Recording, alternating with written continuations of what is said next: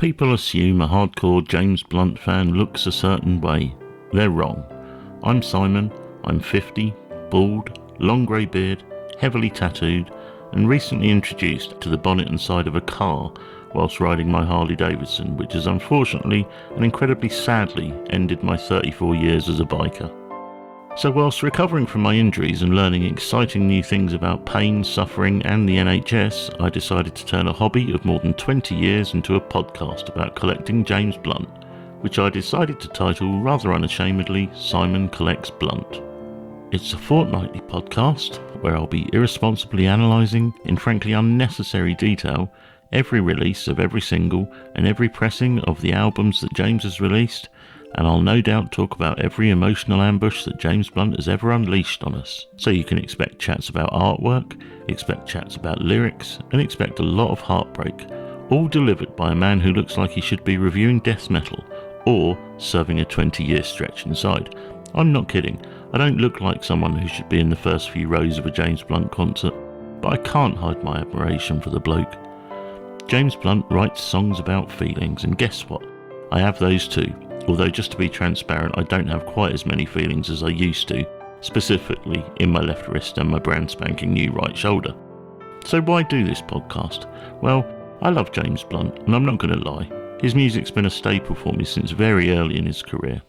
I've been a fan of him ever since I saw him at Portman Road at the home of my football team, Ipswich Town, on the 16th of June 2004 to be precise, before Back to Bedlam was released. I've been collecting his music and all the various pressings and copies from all around the globe for many, many years, and have some absolute belters in my collection. I even have some presentation discs on my wall that were presented to James for Back to Bedlam sales. I'm always after buying more James Blunt collectibles, so if you've got anything collectible that you want to sell, do let me know. I'm one of the lucky ones also, or maybe unlucky, who's been tweeted by James. It was very early on in his Twitter life, when I said to him, I've spent thousands of pounds on collecting James Blunt. His response, sucker. Thanks for that, James. In my long existence though, there have been two artists who have literally changed my life with their music. Multi-Grammy Award winner Trent Reznor and the band 9 Inch Nails, who I love. And then there is a man who once described his music as something you accidentally enjoy and then panic about. Well, James, I'm panicking! Because I don't just enjoy it, I've spent thousands of pounds on it, and I absolutely love it.